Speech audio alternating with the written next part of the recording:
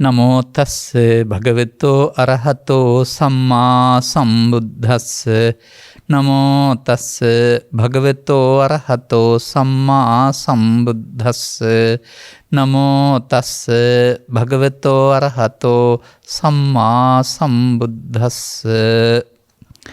කනකිච්ඡෝ ලෝකෝ කනකිච්ඡෝ ලෝකවති භික්ඛවේ අසුතෝ පුතුග්ජනෝ භාසති නොචකෝසෝ ජානාති කනංවා අක්ඛනංවා අට්ඨිමේ භික්ඛවේ අක්ඛනා අසමාය බ්‍රහ්මචර්යා වාසාය. ධර්මානුශාසනාවෙහි සදහබර මූලිදායකත්වය දරන්නා වූ ආයතනයට අයත් පිරිස සමග මේ මොහොත අපට සවන් දීම සඳහා අවකාශ සලසාගත් දහස් සංඛ්‍යාත ලක්ෂ සංඛ්‍යාත වෙන්න පුළුවනි සදහබර පින්නතුනි. ඔවුන් ක්ෂණ සම්පත්තියෙන් උපරිම ප්‍රයෝජන සලසා ගන්නේ කෙසේද කියන කරුණ පැහැදිලි කරන්න කියලා ඉල්ලලා තියෙන්නේ. එබැවින් තමයි මම මේ සූත්‍රය තෝරාගත්තේ. මේක මගේ කටපාඩමේ තියෙන ජනප්‍රිය සූත්‍රයක්. මෑතදී පැහැදිලි කළේ නැති. නමුත් මේ ෂණ සම්පත්තිය යනු කුමක්ද කියන එක පැහැදිලි කරගන්න වෙයි පළමුව. ඒක අසා තිබෙනවා නම් ගැටලුවක් නැහැ. මන්දයත් ඒක පිළිබඳ වැරදි අර්ථකථනයක් මේ සමාජයේ තියෙනවා. මෙතනත් පෙන්වන්නේ මේ අසුත පුතුග්ජනෝ භාසති අසුත පුතග්ජනෝ ශනකිච්ච කියලා කියනවලු. ඔවුන් දන්නේ නැති මේ ශනකිච්චක් නැහැ කියලා කියන්නේ. ඒකයි මේකේ තේරුම. කනකිච්චෝ ලෝකෝ මේ ලෝකයේ ඉඩ ලද විට යමක් කිරීම කියලා එකක් තියෙනවා. නමුත් අසුත පුතග්ජන එහෙම කීවට ඔවුන් ඒක දන්නේ නැහැ. එහෙමයි මේක තියෙන්නේ. එතකොට ඉඩ ලැබුණ විට කළ හැකි අවස්ථා ෂණ සම්පත්තිය එකයි තිබෙන්නේ. කරන්න බැරි සම්බුදු සසුනෙහි බඹසර වසරන්ට බැරි ක්ෂණ 8ක් තියෙනවා. අට්ඨිමේ භික්ඛවේ අක්ඛනා සමා යන්නේ 8 අපි කෙටියෙන් තේරුම් ගත්තාම ෂණ සම්පත්තියට ගිය හැකියි. දැන් ඔය අස්කං නාසාදී ඉන්ද්‍රියන් මනාව පිහිටා තියෙන එකත් වෙන සම්පත්තිය කියලා හැම අර අසුතක් පුතග්ජනෝ කියන අය මම අහලා තියෙනවා කියනවා. නමුත් මේක බලමු අපි කෙටියෙන් අරගෙන ගිහින්. මෙන්න මෙහෙමයි මේ ශනකිච්චට අවශ්‍ය සාධක ටික සකස් කරලා තිබෙන්නේ. ඉද භික්ඛවේ තථාගතෝ ච ලෝකේ uppannෝ හෝති අරහං සම්මා සම්බුද්ධෝ විජ්ජාචරණ සම්පන්නෝ ආදී බුදුගුණ ඇතුළත් ධම්මෝච දේශීයති උපසමිකෝ පරිනිබ්බායිකෝ සම්බෝධිගාමිනෝ. කෙටියෙන් කියනවා නම් බුදුවරු ලෝකේ පහළ වෙලා දුකින් මිදීමට අවශ්‍ය ධර්මයේ දේශනා කොට තිබෙනවා. නමුත් යමෙක් එසේ තිබියදී අයංච පුද්ගලෝ නිරේ uppannෝ හෝති. යම් කිසි පුද්ගලයෙක් නිරේ නම් ඉන්නේ ඒ එක දුෂ්ටක්ෂණයක්. ඔහුට බුදුන්ගෙන් සහ ධර්මයෙන් ඇති වැඩක් නැත. ඔබ ඒක නෙමෙයිද බලන්නකෝ. එහෙමයි මේවා කෙටියෙන් මම පැහැදිලි කරන්නේ. අර කාරණේමයි තථාගතවරු ලෝ පහළ වී සදහම් දේශනා කොට තිබෙනවා. ඒකනේ බුද්ධෝත්පාදේ, ඒකනේ සංරක්ෂණය කළා වූ ත්‍රිපිටකයක් එහෙම අපිට තිබෙන්නේ. උඹට ඒකෙන් හොයාගන්න පුළුවනිනේ. ඒ වගේම අලුත් මාර්ගඵලලාභියෙක් නොහිටියත් රහතන් වහන්සේ කෙනෙක් නොහිටියත් විමුක්තායතන සූත්‍රයේ පෙන්නනවා හොයුවොත් හොයාගන්න පුළුවන් කියලා ආකාර පහකින්. ඒ පිළිබඳ තේරුම් ගත්තහමත් ධෛර්ය සම්පන්න වෙනවා කෙනෙකුට. 2 අයංච පුද්ගලෝ තිරච්ඡාන යෝනින් uppannෝ හෝති. මේ පුද්ගලයා තිරිසන් සතෙක් වෙලා ඉන්නවා. එයාටත් බුදුන්ගෙන් සහ ධර්මයෙන් වැඩක් වෙන්නේ නැහැ. අංජ පුද්ගලෝ පෙත්තිවිසයන් uppannෝ හෝති. මේ පුද්ගලයෙක් പ്രേත විශේෂ උපදිලා ඉන්නවා. එයාටත් බුදුන්ගෙන් ධර්මයෙන් වැඩක් වෙන්නේ නැහැ. අංජ පුද්ගලෝ අඤ්‍යතරං දීඝායුකං දේවනිකායන් uppannෝ හෝති. එක්තරා දිගු කල් ආයුෂ ඇති දේවනිකායක් හෙවත් මේ ධර්මයට අනුව ගත්තා නම් රූපී අරූපී ධානයෙන් බබලව ගොස් කල්ප ගණනක් කියනවනේ. එතකොට මේ කල්පේ බුදුවරයා මොන ගහෙන් හම්බ වෙන්නේ නැහැ. එහෙනම් ලෞකික ධාන වඩා බඹලෝ ඉපදීමත් දුෂ්ටක්ෂණයක්. අරව ගැන කවර කතාද? ෂණ සම්පත්තියක් නෙවෙයි. අයංච පුද්ගලෝ පච්ඡන්ති මේසු ජනපදේසු පච්ඡාජාතෝ හෝති අවිඤ්ඤාතාරේසු මිලක්කේසු. ඒක ඉතින් අපට වඩා සාමාන්‍යයෙන් ඔය ඉතියෝපියාව වගේ එහෙම ගත්තාම සදහම් අහන්න හම්බුනේ නැති එක්තරා ම්ලේච්ඡ එක්තරා ජනපදයක දියුණු මිනිසක් නැති ඉපදුනොත් එහෙම ඒ කියන්නේ සාමාන්‍යයෙන් පැහැදිලි කරලා තියෙනවා මහණුන්ගේ හෝ මෙහෙණුන්ගේ උවසුන්ගේ ඇසුරක් නැති අතිශය අඥ වූ ම්ලේච්ඡ වූ ප්‍රත්‍යන්ත ජනපදයක උපදින්නේද. ඒක ඉන්දියාව මුල් කොට තමයි ප්‍රත්‍යන්ත ජනපදය කියලා තියෙන්නේ. ලෝකයේ මුල් කොට ගත්තාම බුදු සමයේ සුළඟක්වත් වැදිලා නැති, පව්පින් ගැන කතාවකුත් නැති, කාමයන්ම හොයන. එතකොට ඒකත් දුෂ්ටක්ෂණයක්. දැන් ඔබ මේවයි දින්නේ කියලා කල්පනා කරලා බලන්න.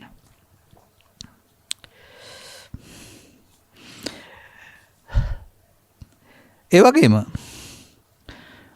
බුදුන් ලෝ පහළ වී තිබෙනවා සදහම් හොයාගන්න පුළුවනි. නමුත් නියත මිත්‍යා දෘෂ්ටියෙන් ඉන්නවා මෙලොව පරලොව පින්පව් නැහැ කියලා විශ්වාස කරන ආකාරයෙන් ඒ පැහැදිලි කර වදාරන්නේ කොහොමද?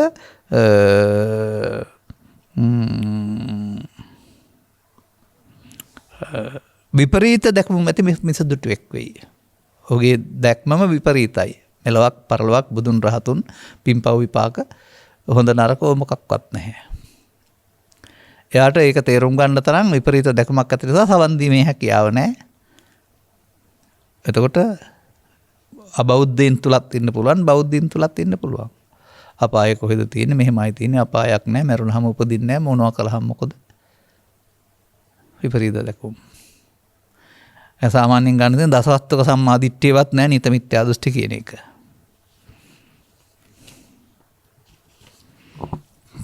තවත් එකක් දෙකක් ඇතිනේ.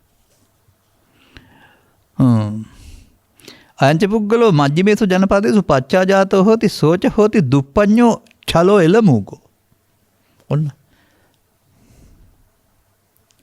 මධ්‍යම ජනපදේ නැත්තම් සද්ධාම්මේ පවතින රටක උපදින්න වෙන්න පුළුවන්. ඒ වුණාට මූඩ කෙලතුළු වෙයි, සුභාසිත දුර්භාසිත හඳුනා ගන්නට හැකියාවක් නැති දුෂ්ප්‍රඥෙක් වෙයි. ඔබ ඔය කියන්නේ මේ රටේ ඉන්න යම් යම් පිළිබඳව වචනයක්. ඇස් තියෙනවා රවුම් ඉතකයාතුකට ඉදිකෑසකයා ටික ඉත්තෑකූරු වගේ ගවුමක් ඇන්දෙව්වට තරමක් ඇන්දෙව්වට ඒක ඇඳගෙන ඉන්න ඕනකමක් නැහැ. ඔය මිනිස් රූපයක් විතරයි. මොලේ පාවිච්චි වෙන්නේ නැහැ. දැන් මොලේ පාවිච්චි නැති අය ඉස්සරහට වැඩි වෙයි කියලා මට හිතෙනවා තවත්. මොකද මොලේ එපා කියලා ජීවත් වෙන අය ඉන්නවා මේ රටේ මම දකිනවා ලෝකේ. මොලේ එපා කරන අයත් ඉන්නවා. ඒක මම උපුටා ගන්නේ ආචාර්ය අධිකාරම් සූරින්ගේ ඉගැන්වීමකින්, පැහැදිලි කිරීමකින්. එතුමන් තමයි ඔය මත්පැන් පිළිබඳව විද්‍යාත්මක සත්‍යයක් කියලා ලිපියක් ලියලා තියෙන්නේ. මම ඔය 75 කියවල ඇත්තේ අද නෙමෙයි. මොලේ සෛල විනාශ වෙන්නේ නැතුව බොන්න පුළුවන් මත්පැන් සුළු ප්‍රමාණයක්වත් නැහැ කියලා. බොන තරමට මොලේ සෛල විනාශ වෙනවා. එහෙනම් මත්පැන් විකුණන අය බොන අය ඔක්කොම මොලේ එපා කියන අය. මේ සැරේ නෙමෙයි මොලේ එපා වෙන්නේ. මොලේ එපා ආච්චි නොකරපු නිසා ඊළඟ සැරේට උපදිනකොට මොලේ නැතු උපදී. ඒ කියන්නේ අපි ආයේ කතා කරන මොංගල් කියන කට්ටිය මේ නඩත්තු කරන්න ඉස්සරහට රටට තව ටිකක් වැඩි වෙන්න බැරි නෑ. ඒ තමයි දීර්ඝ කාලීන මත්පැන් වෙළඳාමේ බීමේ විපාක කියලා මං කිව්වයි කියලා මතක තියාගන්න. මජ්ජිමේසු ජනපදේසු පච්ඡාජාති හෝති සෝච හෝ පඤ්ඤාව අජලෝ අනිලමූලගෝ පටිබලෝ සුභාත දුප්පාසිසු අඤ්ඤමඤ්ඤතුං අයම්බික්කවේ අට්ඨමේ අක්කනා අසමාය බ්‍රහ්මචර්යාව ආසා. මොකද මේ පෙන්වන්නේ මධ්‍යම ජනපදයේ තමයි ඉපදිලා ඉන්නේ.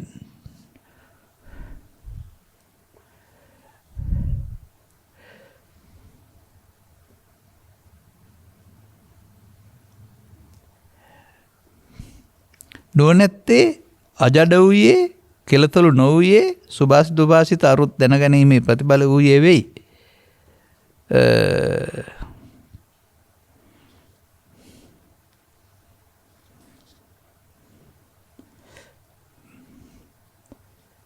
එකත් අකාලයක් කියලා පෙන්ලා තිබෙනවා.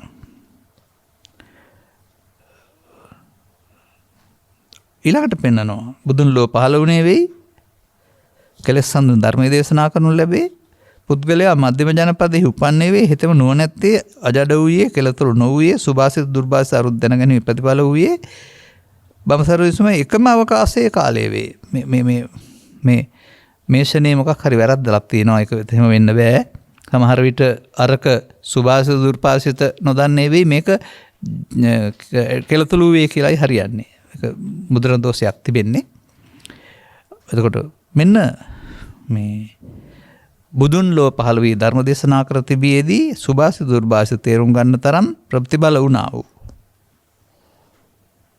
එයාට තමයි ෂණ සම්පත්තිලාභියා අටකට පසු වර නවවෙනි ෂණය. දැන් ඔබ මේ අටෙන් මිදිලාද? එහෙනම් ඔබට ෂණ සම්පත්තියෙන් භාගයයි හම් වෙලා තිබෙන්නේ. මන්දයත් තස්සීදන් සම්මුඛී භූතං යාගෝ ලංයෝකස්මින් සුදුල්ලබං මනුස්ස පටිලාභෝච සද්දම්මස්ස දේශනා අලං වායමිතුන් තත්ත කෙනෙකුට මොන ගැසෙනවා ඔය අටෙන් මිදිලා ලෝකේ දුර්ලභ කරුණු දෙකක් මනුස්ස පටිලාභේ අන්න දැන් අර අටවෙනි කාරණා වෙනිසනේ හැබැයි සදහම් හමු වෙන්න ඕන මනුස්ස පටිලාභේ ලදා සබහම් හමු වුණොත් පමණක් කන සම්පත්තියෙන් උපයෝජන පවන ගන්න පුළුවන් එකට අත්‍යවශ්‍යම කාරණේ අර මනුස්ස ප්‍රතිලාභයට සදහම් හමුවේ මේ දෙක එකතු වෙන්න වෙනවා. මනුස්සලාභං ලද්දාන සද්දම්මේ සුප්පේදිතේ ඒකනම් නාදි ගච්ඡanti අතිරාමෙති තේකනම්. මනුස්ස ප්‍රතිලාභය ලැබ මනාකොට දසු දහම පවතිද්දී ඒ ගැන ඔය ෂණ සම්පත්තිලාභියෙක් වෙලත් සැලකිලිමත් වෙන්නේ නැද්ද? එනම් ඔය නවවෙනි ෂණේ වෙනුවට දුෂ්ටක්ෂණයෙන් අතකින් එකට යන්න වෙන්න සිද්ධ වෙනවා ඉස්සරහට.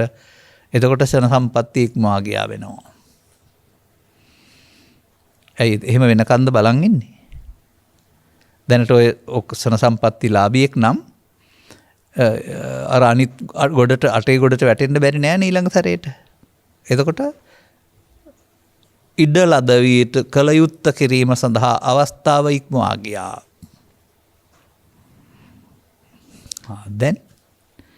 දැන් කුමක්ද දැනගෙන ඉන්න ඕන?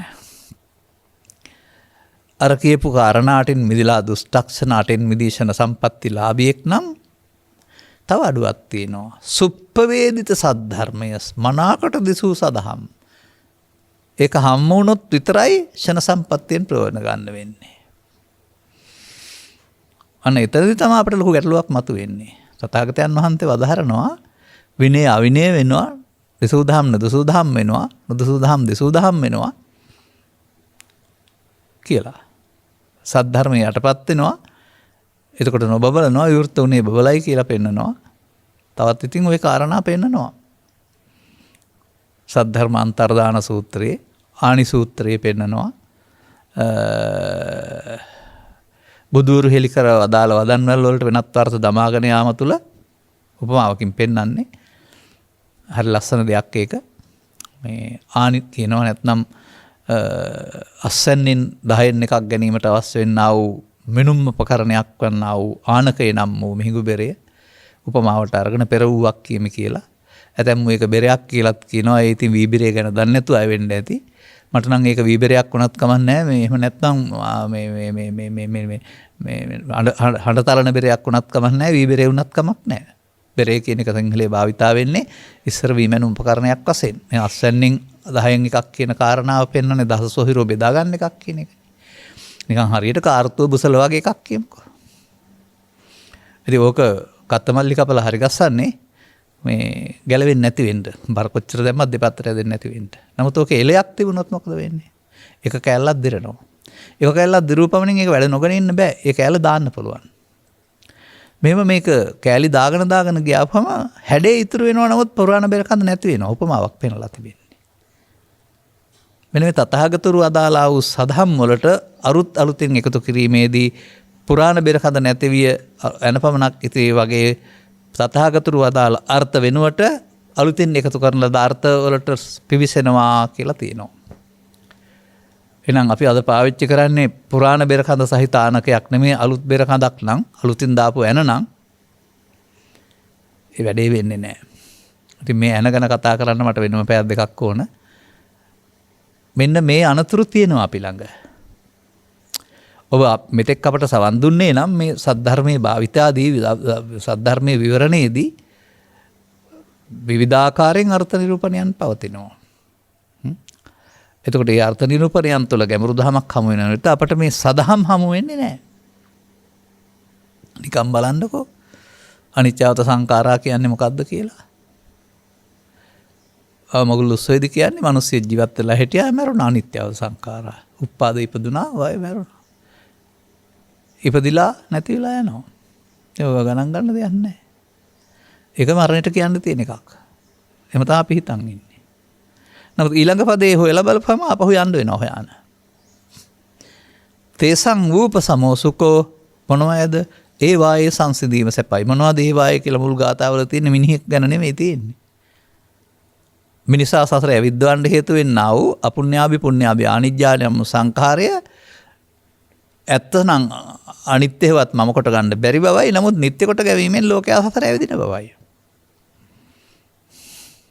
ඒ හින්දා සංඛාර රැස් කිරීම දුකයි, සංඛාරයන්ගේ සංසිඳීම සැපයි කියන එක ඒ සංසිඳීම සඳහා තමයි අනිත්‍ය බලන්න ඕන කියන එක තේරුම් ගන්න තරම් අර ගාතාව අර්ථ විවරණය වෙන්නේ නැහැ.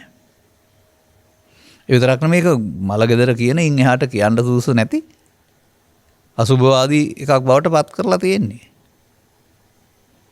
නමුත් හොයලා බැලුවම පරිනිබ්බාන සූත්‍රයේ මහා පරිනිබ්බාන නෙමෙයි පරිනිබ්බාන සූත්‍රයේ එහෙම නැත්නම් ජාතක කතාවක නම මතක් වුණේ නැහැ අර රජතුමාගේ දෙකේම සඳහන් වෙලා තිබෙනවා. සදහම් හොයන්න ගිය දහම්සොර ජාතකේ ඒකෙත් ඔය ගාතාව තියෙනවා. ඒ ගාතාව පැහැදිලි කරන්නේ දහම්සොර ජාතකේ සියලු බුදුරු දේශනා කරවා දාලා වූ ධර්මයේ ඇතුළත් ගාතාව කියලා.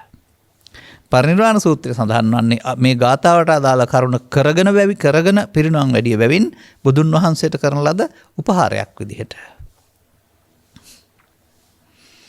ඒ කියන්නේ ඒ ගාතාවට අදාළ දේවල් කරගන්නේ බුදුන් රහතුන්. බුදුන් රහතුන් වෙනුවෙන් කරන්න ඕන ප්‍රසත්ති ගායනාව හරක් හොරාට මේ ලෝකේ ඉන්න දුස්චරිතවාදීන්ට අපි කියනවා මහලුකු ගාතාවක් කියලා. එහෙමනේ කන පිට හැරලා තියෙන්නේ. දැන් කොහොමද අපි ශන සම්පත්තිය හොයාගන්නේ? නැත්නම් ශන සම්පත්තියෙන් ප්‍රයෝජන ගන්නේ? නම් ඔබ ඔය තත්ත්වෙන් ඉන්න ඕන. දැන් ඔබට එහෙනම් සදහම් හමු වෙන්න වෙනවා. සදහම් දේශනාවකට තිබෙන්නේ ස්ත්‍රී පුරුෂයා ගිහියා පැවිද්දා මුල් කොටගෙන නෙවෙයි. ස්ත්‍රී පුරුෂයා ගිහියා පැවිද්දා මුල් කොටගෙන ජීවන දේශනා කරලා තිබෙන්නේ ශික්ෂාපද විවරණය, ශික්ෂාපද සංවරය, පුද්ගල සංවරය. එය ලෝකෝත්තර ප්‍රතිපදාවක් නෙමෙයි. සදහම් යට වූ සමාජයක මිනිසා යම් මට්ටමකට පාලනය කරන්නට අවශ්‍ය ලෞකික ප්‍රතිපදාවක්. වෙනත් සසුන් වලත් එදත් තිබුණා. මේ ටික අපි බුදුදහම වශයෙන් තමයි අද පාවිච්චි කරන්නේ. නමුත් බුදු සමයේ ගැඹුරු ඉබන්නේ මොනවද? ඒවා අපට පාවිච්චි කරන්න පුළුවන්කමක් තියෙන ලියන්න කියන්න විභාග පාස් වෙන්න විතරයි. මෙන්න මේ ගැඹුරු ඉබැන්වීම් එකක් හරියට හදාරපුවාම ඒක දේශනා කරලා තියෙන්නේ කොහෙද කියලා බලන්න ඕන. පොතේද නැත්නම් කොහෙද කියලා හොයන්න ඕන. දැනට තියෙන්නේ පොතේ තමයි පෙළදහම වශයෙන්. නමුත් ඒ ගැඹුරු ඉබැන්වීම් ක්‍රියාත්මක වෙන්නේ ඔබ ළඟ ක්‍රියාත්මක වෙනා වූ ගැඹුරු ඒකකයක් තුල කියන එක තේරුම් ගන්න ඕන. ගැඹුරු ඉගන්වීම් කීපයක් අපි කතා කරමු. නිකන් වචනින්. සාමාන්‍ය මේ නිර්වාණගාමී ප්‍රතිපදාවට අවශ්‍ය වෙන ගැඹුරු ඉගන්වීම් අතර චතුරාර්ය සත්‍ය එකක්. ත්‍රිලක්ෂණය තවත් එකක්. පටිච්චසමුප්පාදේ නිරෝධයකම තවත් එකක්. කර්ම හතරෙන් කර්මක්ෂය කිරීමේ කර්මය කරන එක තවත් එකක්. නිරවුල් ආකාරයෙන් සතිය භාවිතා කරමින් අප්‍රමාද වීම තවත් එකක්. එහෙම නැත්නම් මරණ සතිය භාවිතා කිරීම තවත් එකක්.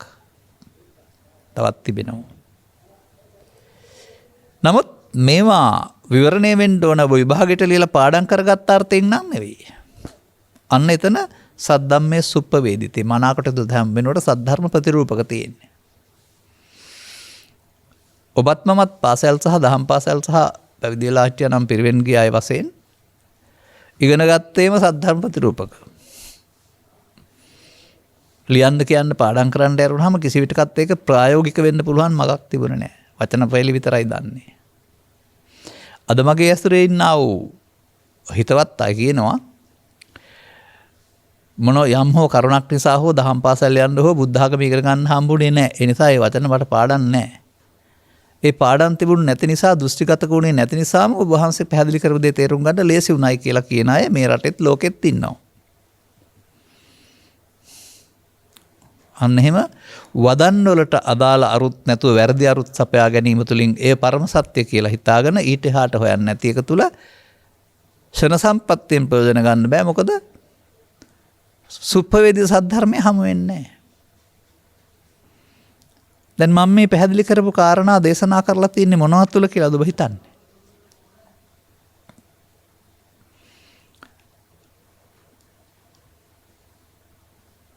අනිච්චතෝ දුක්ඛතෝ අනත්තතෝ යෝනිසෝ මනසිකරණතෝ කොහෙද ඉමේ පංච උපාදානස්කන්ධේ. පංච උපාදානස්කන්ධය තුල තියෙන දේවල් වල අනිත් දුක්ඛ අනාත්ම බලනවා යරුනහම බාහිර ලෝකේ තියෙන දේවල් වල බැලිලක් දේශනා වෙලා නැහැ.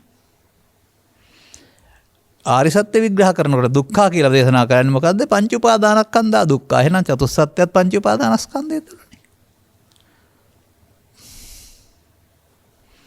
පමණක් නෙමෙයි පටිච්චසම්පාදයට ආත්ම තුනක් තුළ ගත්තට පංච උපාදානස්කන්ධය තුළ අතීත වර්තමාන අතීත හේතු වර්තමාන පරතහ වර්තමාන හේතු තැබීම කියන මේ සිද්ධිය ස්කන්ධ පංචකය තුළ උපාදානස්කන්ධකය තුළ දකින්න තරම් ඔබ නුවණ දියුණු කරගත්තොත් ඔබට සද්ධර්මය හමු වෙනවා. එහෙම විරලයි රටේ තොටේ කියන එක තාමත් කියන්නේ ආත්ම තුනකට ගලපව එක තමයි. ෂණ සම්පත්තියෙන් ප්‍රයෝජන ගන්න බෑ. මොකද සුප්පවේදිත සද්ධර්මය මනාවකට දු සදහම් හමු වෙන්නේ නැති එක. බුදුන් වහන්සේ අප වෙනවා හතිපට්ඨානෙ හරියට වඩපුවම දවස් 7යි අවුරුදු 7යි කියලා. මේ සසුන පටන් අරන් දිනු වෙලා අවුරුදු 300ක් විතර තිස්සේ හතිපට්ඨානෙ ලොකුම පොත කියලා භාවිතා කරනවා. කියනවා ලියනවා ලැබපු කෙනෙක් නෑනේ. බුදුන් වැරදිකාරයා නෑ. බුදුන් වැරදිකාරයා කරන්න එපා කවදාවත්. නමුත් මේ සතිපට්ඨානෙ විග්‍රහ කරලා තියෙන ආකාරයෙන් ඒකම කොතන හරි තියෙනවා අනුගමන ප්‍රතිපදාවට බැරිකමක්. පජානාති කියන එක දන්නේ කියලා ලි තියෙනවා. නැත්නම් හතර සතිපට්ඨානෙට කාය වේදනා චිත්ත ධම්ම කියලා පැහැදිලි කරනවා. නමුත් බලපුවම කාය වේදනා චිත්ත ධම්ම 21ක් තියෙනවා. පබ්බ අනුගමන ප්‍රතිපදාවල්. ඒ නිසා ඒ 21ට සතර කියනවාද තිට්ඨං චරන්නි සින්නෝවා සයනවා කියන ඉරියව් හතරේ සතිමත් වෙන්න ඕන කියන එක සතර කියනවාද කියලා හොයලා බලන්න වෙයි. මොකද අරකේ හතරක් නෙමෙයි 21ක් තියෙන්නේ. ඉතින් මේ වචන වලට හිර වෙලා මතධාරි වෙලා ඉන්නවා වරුණාම. නමුත් බුදුන් යමක් වදාලා නම් ඒක වෙන්න ඕන. වෙන්න නම් හරියට සදහම් හමු වෙන්න වෙනවා. නැතුව ප්‍රතිරූපයකින් කරන්න බෑ. ඒ වගේම තමයි කර්ම ගැන කතා කරපුවම අපේ සමාජයේ පුණ්‍ය කර්ම අපුණ්‍ය කර්ම අනිජ්‍ය කර්ම නැත්තම් කර්ම රැස් කරලා නිවන් දකින්න බොහෝ දෙනෙක් ලෑස්ති වෙලා ඉන්නවා. ඒ පුණ්‍යාභි සංකාරය. නමුත් පුණ්‍යාභි අපුණ්‍යාභි ආනිභ්‍යාභි කරන කර්ම තුනම ෂේ කරපුවම තමයි නිවන් ලැබෙනවා කියලා පෙන්වන්නේ. තවස් කර්මයක් කර්මක්ෂය කිරීමේ තියෙනවා. මේ කර්මක්ෂය කරන්න ජීවිතේට එක සැරයක් හරි දවසට එක සැරයක් හරි බෑ. පංච උපාදානස්කන්ධය තුල කර්ම රැස් වෙන්නේ පංච උපාදානස්කන්ධයෙන් මිදීම පංච උපාදානස්කන්ධයෙන් උපාදානස්කන්ධයට වෙන්න ඕන. මරණ සතියත් එහෙමයි. පුද්ගලයෙක් වශයෙන් මම මැරෙනවා කියයි නැතුව ස්කන්ධ පංචකයෙන් පංචයට මැරෙනවා. ඒ මැරෙනකොට ලෝභය, දේශය, මෝහය ඊතරට අවසන් කරන එක මරණ සතිය වැඩිම කියලා තියෙනවා. සද්ධර්මයේ දේශනා කරලා තිබෙන්නේ කොහෙ බලන්නද? පෙළදහම පොතේ තිබුණට පංච උපාදානස්කන්ධයෙන් පිට බලන්න බෑ. ඔතෙන් එන්න ඕන. එහෙම නැත්නම් ඔබේ පැත්තෙන් ඔබ අර ශන සම්පත්තියෙන් භාගයක් දුෂ්ටස්සනාටින් මිදී නවනිසනේ ඉපදිලා ඉන්නවා. නමුත් ඉපදුනාට සුප්පවේදී සද්ධර්මයේ බැරි නම් ඔබට භාවිතා බෑ. අනුගමනී ප්‍රතිපදාව බෑ. පෙළදහම අනුගමනය කරන්න බෑ. කර්ම රැස් කරන පාරේ වෙනුවට කර්මශය කරන පාරේ යන්න බෑ. ඔබ ඒක තුළ හොඳ මිනිස්සෙක් වෙලා ඉඳමින් පාපං සරණං ගච්ඡාමි නරකනම් පුඤ්ඤං සරණං ගච්ඡාමි හොඳනම් කැලේ ගියානම් ධානං සරණං ගච්ඡාමි සමස්තේ කම්මං සරණං ගච්ඡාමි. කර්ම තුනම උපාදානෙන් මිදීම තුළින් භවගමන නිරෝධය කරන්න කර්මක්ෂය කිරීමේ කර්මය කරන එකට ධම්මන්තරණං ගච්ඡාමි කියනවා. ධර්මය සරණ කරගන්න කර්මය ඉවර කරන්න ඕන. අන්න එහෙමනම් ෂණ සම්පත්තියෙන් උපරිම ප්‍රයෝජන ගන්නට තුන් වයසෙන් එක් වයසකදී මේ ගමනට අවතීර්ණය වෙන්න ඕන. තථාගතයන් වහන්සේගේ මේ ගැන්වීමක් ඒක.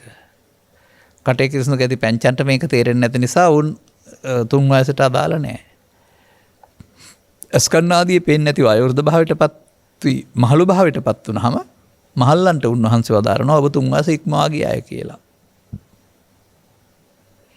ඒකට සීමා පනවල නැති වුණාට නව යවුනේ භද්‍ර යවුනේ අග්‍ර යවුනේ කියලා යවුන තුනක් යටතේදී මේකට අවතීර්ණ වෙන්න ඕන කියලා කියනවා. නමුත් ඉතින් අපේ සමාජයේ තිබෙන සංස්කෘතිය තුළ ජීවත් වෙලා ඉවරලා දරුවන් හදලා මොනුපුරන් හදලා නැත්තම් රස්සාව කරලා විශ්‍රාම ගිහිල්ලා අර තුන් වයස ඉක්මවා ගියාම තමයි බුද්ධ ධර්මයට පිළිවෙත් පුරන්න යන්නේ. අන්න ෂණ සම්පත්තියෙන් ප්‍රයෝජන ගන්නට එහෙම කල් ගිහින් බෑ. කල් යන තරමට ලෝභයෙන් දේශයෙන් මොහෙන් බලවත් වී පරිහාන ධම්මං ඉක්මන ඔබට වැඩි වෙනවා. දුක්වලට හේතු සංඛ්‍යාව වැඩි වෙනවා. එහෙනම් අස්කරන්න ආපහු මහන්සි වෙන්න වෙනවා. එනිසා මා දකින්නේ මේ ෂණ සම්පත්තියෙන් ප්‍රයෝජන ගැනීම කියන කාරණාව ලබාගත් ජීවිතය තුළ ලබාගත් ජීවිතයේ ඉතා ඉක්මනින් නිවිලා සැනසීලා ජීවත් වීම සඳහා අනුගමනය කළ යුතු ක්‍රියාමාර්ගයක්. එහෙම හිතනවත් දන්නේ නැහැ ලෝකේ. මරණින් මතු නිවනක් අනාගත බුදුසසුන නිවනක් බැඳ අපේක්ෂාවෙන් ඉන්න අයට බුදුදහමේ ජීවිතයේ නිවීම තියෙන ජීවිතය තුළ කිව්වහම ප්‍රශ්නයක් වෙන්න පුළුවන්. නමුත් කීපවර පෙන්වලා තිබෙනවා. පරිනිබ්බුතෝසෝ භගවා පරිනිබ්බාන ධම්මං දේශේති.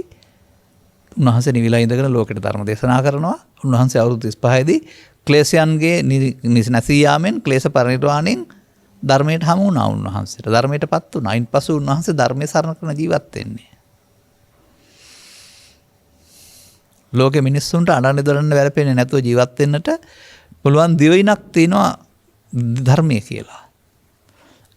ඒක හැමෝම වහගෙන ඉන්නවා තම තමන්ට අයිති නීවරණයන්ගෙන්. ඒ නීවරණ ටික අයින් කරගත්තාම ධර්මය මතුවෙනවා. කවදාවත් තියෙන දෙයක්. බහිලායි තියෙන්නේ. මේ කටයුත්ත කිරීම සඳහා මොකද කරන්න ඕන? අන්න ලබාගත් මනුස්සයාට මේ ෂණ සම්පatti ලාභියාට සධර්මයේ සරණින් තමයි ක්ලේශයන් ප්‍රහීන වෙන්නේ. දුකට හේතු ප්‍රහීන වෙන්නේ.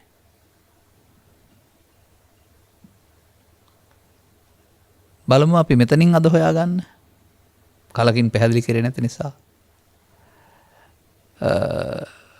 මේ අංගුත්තර නිකායේ සත්තක නිපාතය තුළ පවතිනවා කර්ම සූත්‍ර කියලා 7ක්. මේ 7 තිබෙනවා ලෝකයා සාමාන්‍ය සමාජයේ දන්නවට වඩා එහාට ගිහින් කර්ම විග්‍රහයක්. ලෝකයන් ඉතින් පවක් සිද්ධ වෙන්න ඕන කාරණා හද හොය අනින්නේ. ඊට හදයක් ඕන නැහැ සමහර අයට. නමුත් තථාගතයන් වහන්සේ සර්වඥතා ඥානයකින් මිනිසුන් අතරින් සිදුවෙන්නා වූ කර්ම જાති 4ක් පිළිබඳව එළියට එලි කරලා තියෙනවා. ඒවට අදාළ විපාකත් පෙන්වලා තිබෙනවා.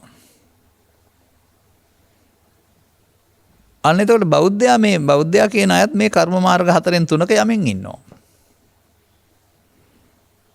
අනික වැහිලා තියෙනවා සමාජයට. මොනවද මාර්ග? කන්නම් කන්න විපාකම් පව්කම් සහ දුක් විපාක නැමැති පාප කර්ම මාර්ගය. එතකොට පාපයේ සරණ කරන ජීවත් වෙන්නේ. සුඛං සුඛ විපාකම් පුණ්‍ය කර්ම සහ සැප විපාක. එතකොට පුණ්‍ය මාර්ගය. කන සුඛං කන සුඛ විපාකම් පව්පින් කලමේ කරවම කලවම් මාර්ගය. තව සුඛ විපාකයේ දිගුවක් වශයෙන් තිබෙනවා කාම ලෝකෙට එහා පැත්තේ රූපී අරූපී බඹතල යන්නේ සුඛ කර්මයක විපාකයක් වශයෙන්. ඒක ධානා කර්ම කියලා කියනවා. එතකොට මේ සත්වය අපායේ දිව්‍ය ලෝකේ බ්‍රහ්ම ලෝකේ යන්නේ කර්මයේ විපාකයක් වශයෙන් කර්මයේ පිළිසරණ කරන ජීවත් වෙන නිසා එකයි මම කියන්නේ ඔන්න කම්මන්තරණං ගච්ඡාමි කියලා. තව එකක් ත්‍රිපිටකයේ තිබෙනවා ඒක අනාගත බුදුහාමරගේ ශාසනයට ගන්න අත්හිටවල තියෙන්නේ. භාවිතා වෙන අය නැහැ, කතා කරන අය නැහැ. අතිවික්කේ කම්මං තවත් කර්මයක් තියෙනවා. කළුත් නැහැ සුදුත් නැහැ. කළු විපාකත් නැහැ සුදු විපාකත් නැහැ. ඒකට කියනවා ඉහතකී කර්ම තුනම ඡය කිරීමේ කර්මය. කර්මක් ඡය කිරීමේ කර්මය විස්තර කරන්නේ කොහොමද? කන්නං කන්න විපාකං තස්ස පහනායා චේතනා සුඛං සුඛ විපාකං තස්ස පහනායා චේතනා කන්න සුඛං කන්න සුඛ විපාකං තස්ස පහනායා චේතනා. ප්‍රහාණය කිරීමේ චේතනාව. දැන් ඔබ පාවිච්චි කරන්නේ පෘථග්ජන පුද්ගලයෙක් වශයෙන් ස්කන්ධ පංචකේ පාවිච්චි කළාට ස්කන්ධ පංචකේ පංච උපාදානස්කන්ධයක් බවට පත් කරගෙන පව් රැස් කිරීමේ පින් රැස් කිරීමේ ධානය කුසල රැස් කිරීමේ උපාදාන කර්මය. පවෙත් උපාදානිය තියෙනවා පිනෙත් උපාදානිය තියෙනවා ධානෙත් උපාදාන තියෙනවා. ඒ නිසා තමයි ස උපාදානස්සකෝ හං වච්ච උත්පත්තිම් පඤ්ඤාපේමි කියලා කියන්නේ. උපාදාන තහිත බැවින්. එනම් කර්මක් ක්ෂය කිරීමේ කර්මය වෙන්න ඕන උපාදාන සහිත වීම නෙමෙයි උපාදාන රහිත වීම. උපාදාන රහිත වෙන්නට ස්කන්ධ පංචකේ පාවිච්චි කරන්නේ කොහොමද කියන කාරණය පිළිබඳව තමයි සද්ධම්මේ සුප්පවේදිතේ කියලා කියන්නේ. මනාකොට සිදු සදහම්.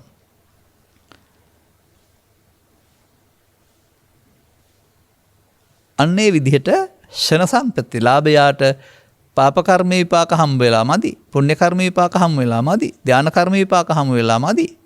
කර්මක්ෂය කිරීමේ කර්මය කරන හැටි තේරෙන්න වෙනවා. එහෙනම් ඔබේ ස්කන්ධ පංචකය තුල ඇස කන නාසය දිවකය නම් වූ අරමුණු දොරවල් පහ තුල පහළ වෙන ස්කන්ධ පංචකය තුල කර්මයේ රැස් වෙන මාර්ගයේ කර්මයේ පෙළදහම හොයාගත්ත හැකි. ඒකත් පෙළදහමක්. කර්ම මාර්ගයේ පෙළදහම. කර්ම මාර්ගයේ පෙළදහම කළාට කර්ම රැස් වෙනව ඇරුණාම ෂය වෙන්නේ නැහැ කියලා එතකොට තේරුම් ගන්න පුළුවන් ඉන්නේ. අන්න එහෙනම් ඒක දුක්ඛගාමිනී පෙළදහම. එහෙනම් බුදුන් වහන්සේ දුක්ඛ නිරෝධ ගාමිනී පටිපදායක් දේශනා කරලා තිබෙනවා. ඒකෙදි කර්මයේ රැස් වෙලා බෑ ෂය වෙන්න ඕන. මගෙන් බොහෝ දෙනෙක් අහලා තිබෙනවා. කර්මක්ෂය කර්මයේ ක්‍රියාසය කිරීමේ කර්මය කරන හැටි කියලා. එනම් මේ අදගත්ත පෙළදහම අනුගත කළනම් මේ ෂණ සම්පත්තියෙන් උපරිම ප්‍රයෝජන ලබන්නට ඔබ අර සුදුස්සෙක් බවට පත් වෙලා ඉන්නවා නම් ඊට පස්සේ අනුගමනීය ප්‍රතිපදාව නිර්වුල්ව වැටහෙන්න වෙනවා.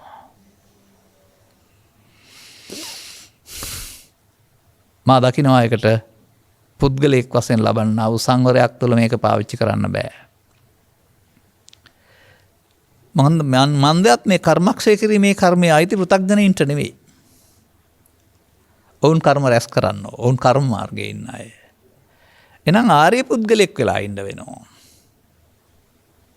ආර්ය පුද්ගලයා තමයි මේ පටිසෝතගාමී ප්‍රතිපදාවෙන් කර්මය ඡය කරන කර්ම මාර්ගය වෙනකොට ධර්ම මාර්ගයේ හැසිරෙන්නේ. ආර්ය පුද්ගලයා දන්නේ මොනවද? පෘථග්ජනයා මොනවද දන්නේ? අසුත පුතුග්ජනෝ අරියාණං අදස්සාවි අරියස් ධම්මේ ආකෝවිදෝ අරියස් ධම්මේ අවිනීතෝ අස පුතග්ජනයා මේ ආර්ය කියන පැත්තක් පිළිබඳ දැක්මක් නැහැ. සංවරයකුත් නැහැ. නමුත් ඔහු පාවිච්චි කරන්නේ පංචස්කන්ධය. ඒ නිසායි රූප වේදනා සංඥා සංකාර විඥාන කියන පහේ මම කියලා කෙනෙක් ඉන්නවා කියලා මමත්වෙන් අරන් පංච උපාදානස්කන්ධය හදා ගන්නවා. නම් පව තුල පංච උපාදානස්කන්ධය, පින තුල පංච උපාදානස්කන්ධය, ධාන තුල පංච උපාදානස්කන්ධය, පංච උපාදානස්කන්ධ පරිහරණය කරනවා. පංච සංකිට වෙන පංච උපාදානස්කන්ධ දුක්ඛ.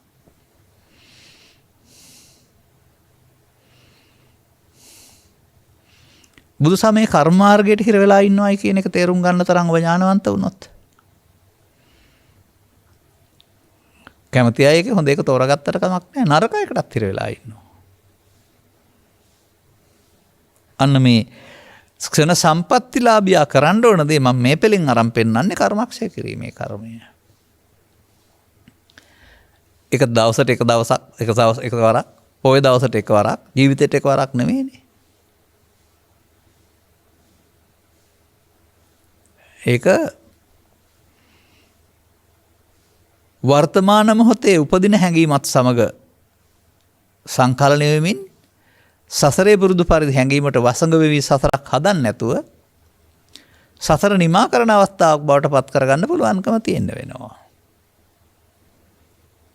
කර්ම රැස් කළොත් නේ විපාක. ඉහාත්ම වශයෙන් රැස් කරපුවම මේ ජීවිතේ විපාකට ප්‍රවෘත්ති විපාක කියනවා. එහා පැත්ත ජීවිතවලට ප්‍රතිසන්දි විපාක කියනවා. ඒ කර්ම විපාක තමයි මරණින් පසු අපාය යන්නේ, දිව්‍ය ලෝක යන්නේ, බ්‍රහ්ම ලෝක යන්නේ. ඒ විපාකනේ. ඒ විපාක දෙන කර්ම රැස් කරලානේ. කර්මසේ කරලාද?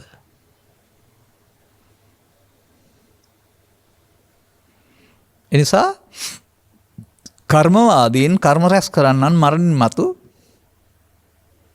කායසවේදෝ පරම්මරණ දුග්ගතින් සුග්ගතින් දිව්‍ය සහවතං බ්‍රහ්ම සහවතං උපජ්ජති.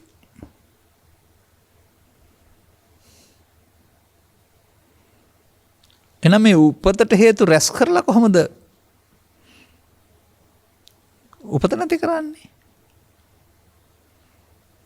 කර්ම රැස් කරලා කොහොමද කර්ම ෂය වෙන්නේ? අන්න ඔබට මේ ස්කන්ධ පංචකය තුළ සිදුවෙන සිද්ධිය. ඒ තුළ දකින්ට නුවණක් ඇති වෙන්න වෙනවා. ඉස්සර ජීවිතය, අතීතය, මතු ජීවිතය, අනාගතය කියලා නෙවෙයි. අසකන්නාසය දිවකය නම් වූ දොරවල් පහෙන් පහළ වෙන්නා වූ සහ මනෝද්වාරයෙන් පහළ වෙන්නා වූ මේ ස්කන්ධ පංචකය තුළ පෘථග්ජන පුද්ගලයා පාවිච්චි කරන්නේ පංච උපාදානස්කන්ධයක්. ඒක තුළ අතීත තියෙනවා.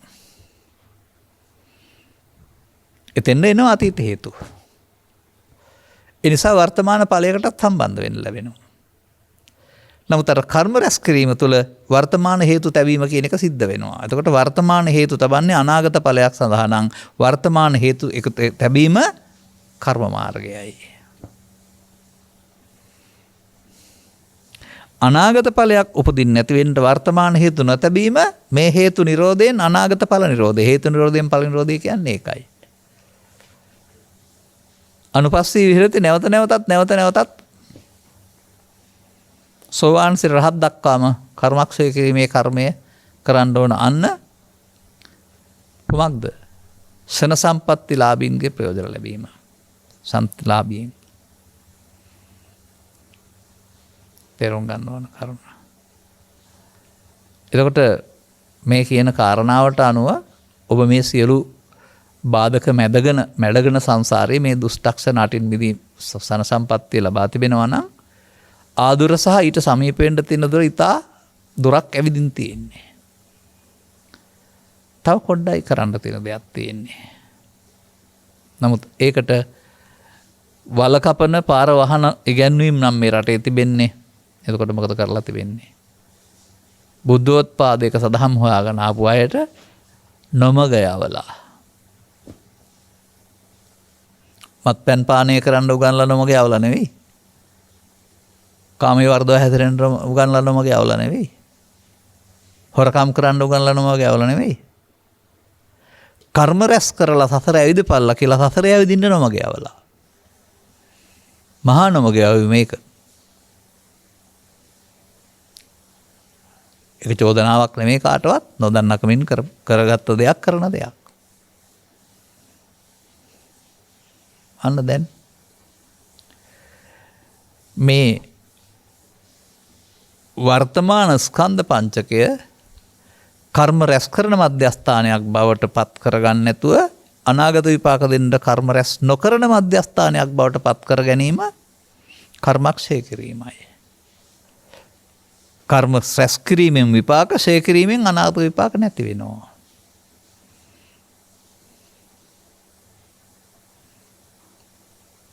මොනවද අපි කරන්නේ? ඔබ කරන දේ පිළිබඳව ඔබට විවරණයක් දෙන්න වෙනවා. මම කතා කරන්නේ යනවා කනවා බනවා කියන එක නෙවෙයි. ඔබ ලෝභයෙන්, දේශයෙන්, මෝහෙන් නොසන්සුන් වූ විට සහ උත්සන්න වූ විට, හැඟීම් බර වූ විට මේ ඉන්න සැහැල්ලු ඔබ නෙවෙයි ඉන්නේ. සැහැල්ලු ඔබේ ඇස් නෙමේ, කන නෙමේ, කට නෙමේ තිබෙන්නේ. ඇස් රතු වෙනවා, මුණ රතු වෙනවා, වචන රළු වෙනවා, ලේ ගමන වේගවත් වෙනවා. ඒ මොකක් නිසාද? ඔබේ සිතට හැඟීම ඔබ බාර අරගෙන ඒ මත ජීවත් වෙන නිසා. මෙහෙම හැඟීමක් පළවෙනි වතාවට කෙනෙකුට ලෝකේ එනවද? මෙලෝ ඉපදුනහම නෑ බොහෝකට භාවිතා කිරීම තුළින් ඒක බලවත් කරගෙන අන්න පංචස්කන්ධ පරිහරණය දන්නේ නැති පෘථග්ජන පුද්ගලයා ජීවත් වෙන්න ගිහින් තමන් කරන කටයුත්ත තුළදී ලෝභය මෝහය ද්වේෂය මෝහය නම් වූ මේ මූල බලවත් කරනවා චිත්තාභ්‍යන්තරයේ පොහසත් වෙනවා ඒවා පාරම්භයම නම් වූ ක්‍රියාවලියක් තුළ එකට කරන්න හිතීම තුළ මේක එන්න පැසවනවා කියන අර්ථයෙන් සමාජීය අර්ථය ධර්මයේ අර්ථයෙන් නම් බලවත් වෙනවා බලවත් වුණොත් අදාළ තැනදී බලවත් සියල්ල එළියට එනවා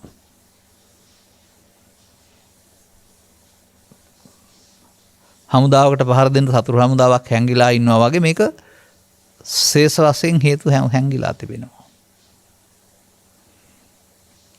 අදාළ කාරණාවේදී ඇසෙන් කනින් නාසයෙන් දිවෙන් කයින් මේක කාම විතර්කයේ ව්‍යාපාද විතර්කයේ විහිංසා විතර්කයේ වශයෙන් එළියට පනිනවා පනිනවා විතරක් නෙමෙයි පාලනය කරගන්න තේරෙන්නේ නැතුව අදාළ ක්‍රියා මාර්ගයට පණ දෙනවා අදිවාසේති නප්පජහති නවිනෝදේති නබ්‍යන්ති කරෝති නාන භාවං ගමේති පෘථග්ජනයාගේ ක්‍රියාකලාපය දැන් ඔබ පිස්සෙක් දැන් මමත්වයෙන් මුලා වූෙක් ඔබ දැන් ජයග්‍රහණය සඳහා ලෝභය මෝහය ද්වේෂය මෝහය අවිය භාවිතා කරන කෙනෙක් දැන් ඒවා කුසල්ද ලෝභය ද්වේෂය මෝහය කුසල්ද නෑ අකුසල මුල් අන්න මෙතන තමයි බොහෝ කල් පුරුදු කළේ මොනයම් හෝ ගැටුමක් අර්බුදයක් ඇති වුණාම ඔබ ඒක සාමයෙන් සමගින් සමාදානයෙන් ආධාරයෙන් නීතිය උදව්වෙන් සුහද බවින් විසඳ ගන්න කල්පනා කළාද මේ එරෙහි බව හිතේ ඇති කරගෙන තමන් ජයග්‍රහණය කිරීම සඳහා පුද්ගලයා පරාජයට පත් කිරීමට තමන් සතු සියලු අවි කියන්නේ වෙපන්ස් කියන අර්ථයෙන් නෙවෙයි තවත් විවිධ ආකාරයෙන් අවි තිබෙනවා පෑනත් අවියක් නේ වචනෙත් අවියක් විසියලු අවි ලෝභයෙන් ද්වේෂයෙන් මෝහයෙන් මොසපත්ව භාවිතා කරන්න සසරේ පුරුදු කරගත්තාද ඔන්න ඔබේ යථා තත්ත්වය ඔබ පරපුරෙන් හෝ ඇඳුමෙන් හෝ කිසියම් බෞද්ධකමක හිටියට ඔබේ චිත්තචෛතසික ක්‍රියාවලියේ සැබෑ නිරුවත නිකම් පෘථග්ජන නෙමෙයි අමුමම පෘථග්ජන නිකම් ප්‍රමාදී නෙමෙයි අමුමම ප්‍රමාද විහාරී එතකොට භාවිතා කරන්නේ කාගේ අවිද ක්ලේශයන් ප්‍රහීන කිරීමට බුදුන් වහන්සේ වදාළ සතිය නැමැති අවිය නෙමෙයි කෙලස් බලවත් කරන්න මාරයා දුන්නා වූ මාර හමුදාව. මෙතන තමයි ඔබ පුරුදු කළේ බලවත් කළේ. දැන් මේ කොහෙද බිලා දෙන්නේ මේවා? තියෙන තැනක් නෑ. නමුත් හේතු වශයෙන් භාවිතා කළ බැවින්. ඔබ අලුතෙන් කෙනෙක් දැක්කා. නම දන්නෙත් නෑ පුද්ගලයෙක් වශයෙන් පෙනේ ස්ත්‍රී පුරුෂයෙක් කියලා. ඔහුගේ චරිත ලක්ෂණ දන්නෙත් නෑ. ඔහු පිළිබඳ 아무තු මනාපයක් අමනාපයක් ඇත්තෙත් නෑ. අලුතෙන් දැක්කම එහෙමනේ. නමුත් ඔබ හඳුනන කෙනෙක් දකිනකොට මතකයේ ඉක්මයෙන් ඒ පුද්ගලයා පිළිබඳව ඔබ අමනාපෙන් නම් ඒ සියල්ල හිතට එන්නේ නැතිද? ඒ පුද්ගලයා පිළිබඳව මනාපෙන් නම් ඒ ටික හිතට එන්නේ නැතිද? ඒක අදද පරණ දෙයක්ද?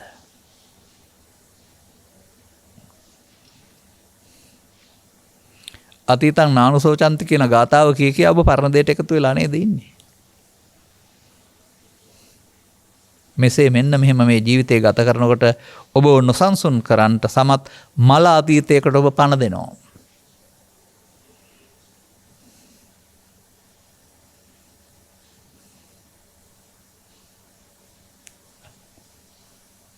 ඒක තමයි පමාද විහාරිත්වය කියලා කියන්නේ. ඔබේ චිත්තාභ්‍යන්තරයේ පවතිනව මේ දුර්වලකම එහෙම පිටින්ම එළියට එනවා. එයා තමයි ඔබ මෙහෙවන්නේ. දැන් පමාද විහාරී. දැන් සතිය නෑ ඉන්නවා මැරෙනවා පේන්නේ නෑ. දැන් ඒ චිත්තාභ්‍යන්තරයේ තියෙන මූලය බිඳුවට බහින්න ඕන, හිස් වෙන්න ඕන. ඒවා භාවිතා කිරීමෙන් හිස් වෙනවද, වැඩෙනවද? වැඩෙනවා. පරිහාන ධම්මං ඕබික්වේ දේසිස්සාමි කියලා වදාළ වදන් පෙළේ තිබෙන්නේ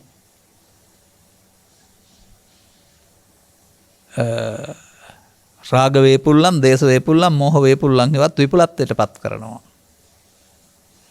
ඔබ මේවා පාවිච්චි කරන්නේ නම් මේවා චිත්තාභ්‍යන්තරේ බලවත් කරමින් විපුලත්වයට යමින් පමාද විහාර මාර්ගයේ යනවා. ඔබ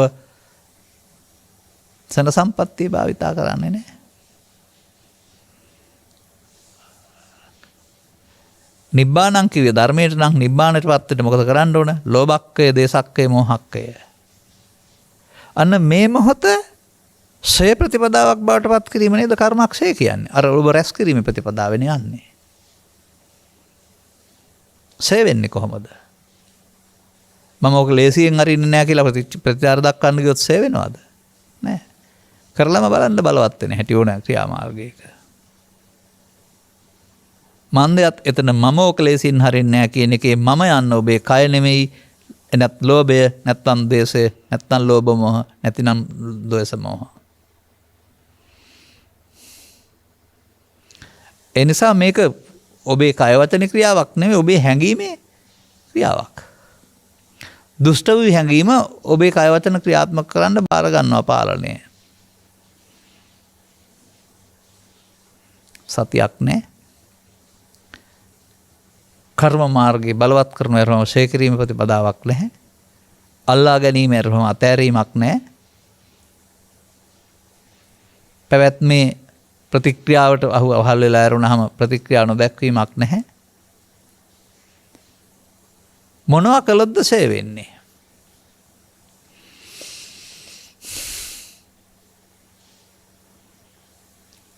ඒකත් සමාජයේ භාවිතා කරන්නේ වැරදි විදිහට. පාලියෙන් තිබෙනවා අක්කෝදෙන ජිනේ කෝදන් කෝද නොකිරීමෙන් කෝදේ ජය ගන්න පුළුවන් කියලා. නහි වේරෙන් වේරානි වෛරෙන් වෛර සංසිඳෙන්නේ නැහැ, අවේරෙන් වෛර නොකිරීමෙන් සංසිඳෙනවා කියලා. නොකිරීම කියන්නේ නොකර ඉන්න එක කියලා හිතනවා. අන්න එහෙම. බාහිර වශයෙන් ඒ පුද්ගලයාට එහෙම නොකර ඉන්න එක.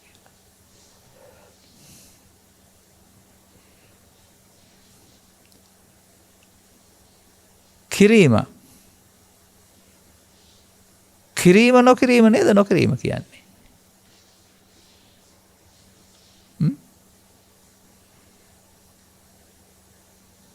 ඒ පිළිබඳ මොකද්ද තියෙන අවබෝධය? යමක් මෝහෙන් මුලාව කිරීමේදී තව තවත් බලවත් වෙයි. ඒ ප්‍රමාද විහාරය. ඒ පරණ පාරේ. අතීතයට එකතු වෙලා වර්තමානයට රැවටිලා වර්තමාන හේතුත් තියලා කර්ම මාර්ගයේ කර්ම රැස් කරනවා, අනාගත කර්ම. එහෙනම් වර්තමාන ස්කන්ධ පංචකයේදී තමයි අනාගත ඵල උපදින්න අවශ්‍ය කර්ම බීජ රැස් වෙන්නේ. ඔය පව් සිද්ධ වෙනවා, පින් සිද්ධ වෙනවා, ධාන කුසල් සිද්ධ වෙනවා, නැත්නම් අපුඤ්ඤාවි සංකාර, පුඤ්ඤාවි සංකාර, අනිජ්ජාවි සංකාර කියන්නේ ඕකට. සංකාර සමුදය, දුක්ඛ සමුදය.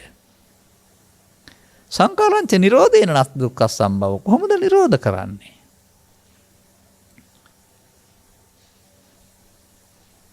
නමුත් ඔබට මේ ගැටෙනකොට මේ අදහස આવොත් මොකට එකතු වුණොත් ඔබ යන්නේ ආයෙත් අතීත හේතු නිසා වර්තමාන ඵල වර්තමානට හේතු තබන පාරේ. මෙසේ අපි විසින් හදාගත්ත බලවත් කරගත්ත හතුරෙක් අපට පහර දෙන්න ලෑස්ති වෙලා ඉන්නවා. ඔබ ඔහු අතට දෙනවා අවි.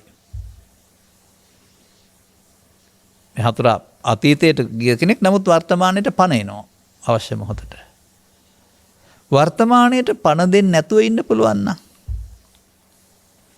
ක්‍රියාත්මක වෙයිද?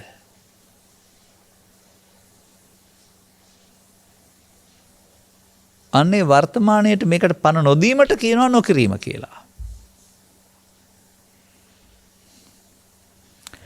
පරණ පුරුදු පාරේ යන්නට මුලාවෙන් ඔතෙන්ට එකතු වෙනකොට ඒක කඩන්ට, ඒක වළක්වන්නට, ඒට නොදෙන්ට මේ අකුසලයෙන් වෙන්වීම සඳහා දියුණු කරන්නා වූ චෛතසික ගොන්නේ තියෙනවා සති කියලා.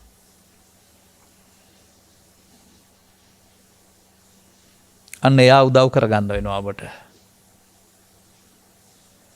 බොහෝ කල් භාවිතා කිරීමෙන් පැරණි මූලය විසින් ඔබ මෙහෙවන සිද්ධිය වෙනුවට ඒක ඔබට දුක් ගෙනත් දෙන්නා වූ ප්‍රතිපදාව ඒක මායාවේ බලපෑම එයා අපට එපයි කියලා එයා අතහරින්න එයාට එකතු නොවෙන්න දියුණු කරපු ප්‍රඥාවක් වන්න වචනේ යදා පඤ්ඤාය මේ පැවැත්මේ මහරි කියන්නේ මේ පාරේ ගිහින් නම් ගැලවෙන්න වෙන්නේ නැහැ. නැවත නැවතත් උදේ පටන් රැ වෙනතුරු තමන් කරන ඕනෑම කර්තව්‍යයක් තුලදී ඒවත් සමග මෙන්න මේ පරණ ටික එනවා. uppannam kama vitakkam uppannam vyapada vitakkam uppannam vihimsa vitakkam. පෘථග්ජනයා ඒක භාවිතා කරලා ප්‍රශ්න විසඳන්න යනවා. ප්‍රහාණය සඳහා ඒක කරලා හරියන්නේ නැහැ. එතෙන්ද සතිය ඉදිරිපත් කරලා ඒ ක්‍රියාවට ඉඩ නොදීමෙන් මමත් ඒ ක්‍රියාවට නොදීමෙන් පරණ එකට යන්න කියලා අලුතින් අලුත් එකක් පාවිච්චි කරනවා.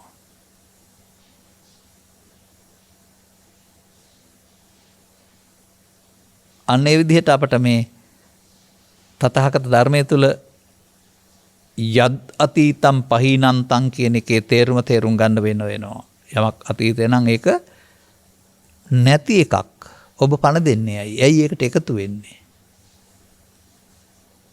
ඔබට එහෙම අතීත සිද්ධියක් මතක් වෙනකොට ඒක සිතුවිල්ලක් වශයෙන් දැකලා ඒක හිස් කියලා බැහැර කරන්න පුළුවන්ද? මුළු සිද්ධියම සිතට මවාගෙන අඬනවා දුන්නවා වැළපෙනවා. එතකොට අතීතයේ මැරිලාද තියනවද ඔබට? මේක මතකයේ ඉක්මවාගේ හැඟීම් බර වීමක්. හැඟීම් බර වීම ඉවත් වෙනවා මතකේ ඉවත් වෙලා යන්නේ නැහැ. අතීතය ශූන්‍ය වෙනවා කියලා කියන්නේ. එයාට බලවත් වෙන්න නොදෙනවා නම් එයාට ටික දවසකින් යන්න වෙනවා.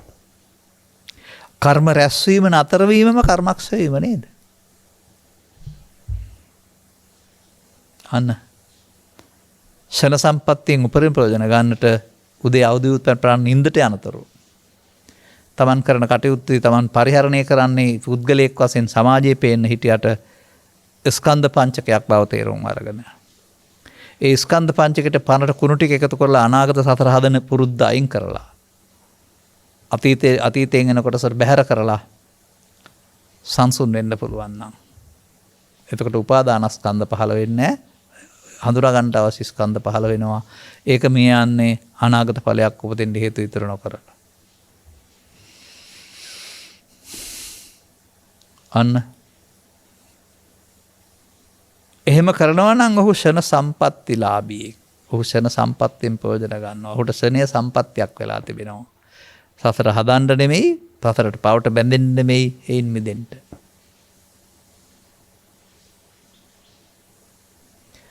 එනිසා ඒක ඉක්මනින් තේරුම් ගන්න වෙනවා. මන්දයත් සද්ධර්මස්සවණය කල්යාණ මිත්‍ර සේවන කියන දෙකේ ප්‍රතිඵලයක් වශයෙන් තමයි මේ කරුණ වෙන්නේ. නිසා ෂණ සම්පatti ප්‍රතිලාභයට අර කරුණු දෙක තුලින් අවශ්‍ය අවබෝධය ලබාගෙන ඉන්න වෙනවා.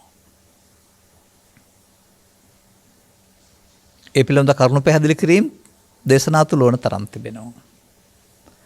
ඒ පාඩමක් වෙනුවට ඔබේ ප්‍රායෝගික දැක්ම බවට පත් කරගත්තාම ඔබ විසින් කළ යුත්තේ වර්තමාන ස්කන්ධ පංචකේ උපාදාන වී අවසන් වෙන්න නොදී උපාදාන නොවී අවසන් වෙන්නට උපාදාන වුණොත් රැස් වෙනවා කර්ම. උපාදාන නොවෙන්න නම් පරණ එකට එකතු නොවී ඉන්න වෙනවා. පරණ එක නම් උපාදාන වෙනවමයි ගත්ත ගමන්.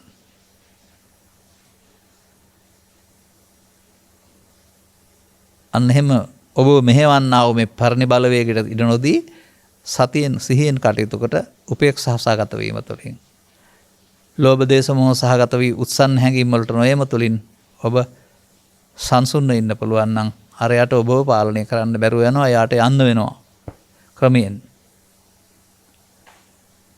සෝවාන් සිට අනාගාමි දක්වා එනකොට මෙයා ටික ටික ඔබෙන් බැහැර වෙලා යනවා. ඔබ ඔහුගේ පාලනයෙන් ගිරිහෙනවා. මේකට මාර පරාජය කියලා කියනවා. මේකට එන ලෝභක්කය, දේශක්කය, මොහක්කය කියලා. ඔන්න ෂණ සම්පත්තිය කරන්න ඕන වැඩි. මේ ධර්ම දේශනාව පටන් අරගෙන ඔබට දුෂ්ටක්ෂණාට පෙන්වලා සන සම්පත්තියට ආවා. අනතුරු මේක පෙන්වන්න ඕන මොන මාර්ගයේද කියලා මම කල්පනා කරලා එහෙම තිබුණේ නැහැ. එක මාර්ගයක් වශයෙන් ස්කන්ධ පංචකයේ උපාදානස්කන්ධයන්ට අහු වෙලා කර්ම රැස් කරන්නේ නැතුව කර්ම අක්ෂය කරන ආකාරී ස්කන්ධ පංචකය තුල ඒක තමයි මේ පෙන්නන ෂණ සම්පත්තින් උපයෝජන ලබා ගැනීම. නැවත නැවතත් අවස්ථාව යොදාගෙන නැවත නැවතත් එයාට එන්න දෙනවා වෙනවට එයාට යන්න කිව්වම එයා ප්‍රතික්ෂේප කරපුවාම එයාගේ ගෙදර මට ඉඩ නෑ කියන්නේ එයා දන්නවා. එයාට ආහාර හම්බ වෙන්නේ ප්‍රතික්‍රියා දක්වන්න කිව්වොත්. එතකොට එයා වැඩෙනවා. එයාට ආහාර හම්බ වෙන්නේ නැතුවම එයා කෙසඟ වෙනවා නේද? ඔය කෙසඟ දෙවීමට තමයි ඔය කය කියලා කියන්නේ. අදාළ කරුණු තේරුම් ගනිමින් වෙනම භාවනාවක් හොයන්න යන්නේ නැතුව වෙනම වෙලාවක් තෝරගන්න ඉන්නේ නැතුව ලබාගත් ජීවිතයේ වර්තමාන මොහොතමම තමන්ගේ අතීතයට වහල් වී කටයුතු කිරීම වළකිමින් ඔබ ළඟ තියෙන සංසුන්කමෙන්ම ජීවත් වෙන්න යාට යන්න කියන්න අවස්ථාවක් යොදා ගන්න. මට මතක් වෙන වචනයක් තියෙනවා ඔකට. පරණ සබන් කෑල්ලට යන්න කිව්වා. අපරණයිනේ. මේ පරණ කුණු ගොඩට එකතු වෙන්නේ නැතුව යන්න කියන්නකෝ. සන්තෝෂෙන් ඉන්න පුළුවන්. ඒක පුරුදු කරන්න.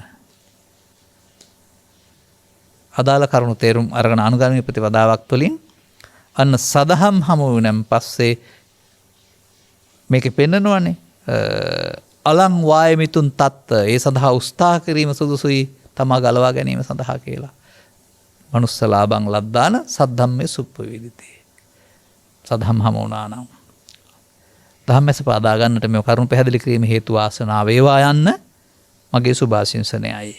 මෙම උතුම් ධර්ම දේශනයේ ප්‍රඥානාලිකාව තුළින් විකාශනය කිරීම සඳහා සදහැයි දායකත්වය දරනු ලබන්නේ ලංකා වසම් ලේඛනාධිකාරිය ලේඛකාධිකාරිය සහ ශ්‍රී ලංකා තොරතුරු හා සංනිවේදන තාක්ෂණික නියෝජිත ආයතනය මෙහෙවන රාජ්‍ය අංශයට වෙබ් අඩවි නිර්මාණය කිරීම සඳහා ප්‍රමිතීන් සැකසීමේ සමූහය විසිනි.